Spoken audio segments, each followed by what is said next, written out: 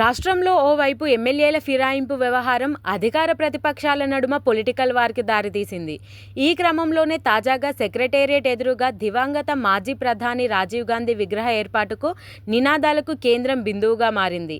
నేడు సీఎం రేవంత్ రెడ్డి చేతుల మీదుగా మరికొద్ది సేపట్లోనే విగ్రహావిష్కరణ కార్యక్రమం మొదలు కానుంది.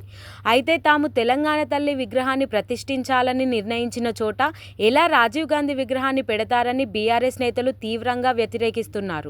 ఈ క్రమంలోనే మాజీ మంత్రి కేటీఆర్ ట్విట్టర్ వేదికగా స్పందించారు. తెలంగాణ తల్లిని అవమానిస్తారా? తెలంగాణ ఆత్మతో ఆటలాడుతారా? తెలంగాణ అస్తిత్వాన్ని కాలరాస్తారా? తెలంగాణ ఉద్యమ స్ఫూర్తికి ఊపిరి తీస్తారా? తెలంగాణ ఆత్మగౌరవాన్ని అవహేళన చేస్తారా?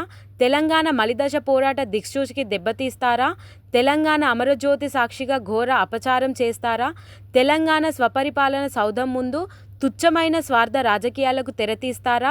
4 కోట్ల ప్రజల గుండె చప్పుడైన తెలంగాణ తల్లి విగ్రహం పెట్టాల్సిన చోట రాహుల్ గాంధీ తండ్రి విగ్రహం పెడతారా? కాంగ్రెస్ని తెలంగాణ క్షమించదు, జై తెలంగాణ అంటూ ట్వీట్ చేశారు.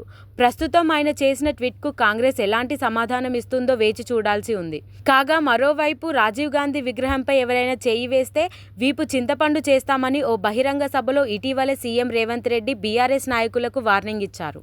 స్వరాష్ట్ర కాంక్షను సాకారం చేసిన సోనియా గాంధీ రుణం తీర్చుకునే సమయం ఆసన్నమైందని తెలిపారు. భారత ప్రధానిగా సేవలందించిన మహానాయకుడి విగ్రహాన్ని సెక్రటేరియట్ ఎదురుగా ప్రతిష్ఠించడం పట్ల తెలంగాణ జాతి గౌరవిస్తుందని గులాబీ నేతలకు సీఎం కౌంటర్ ఇచ్చారు.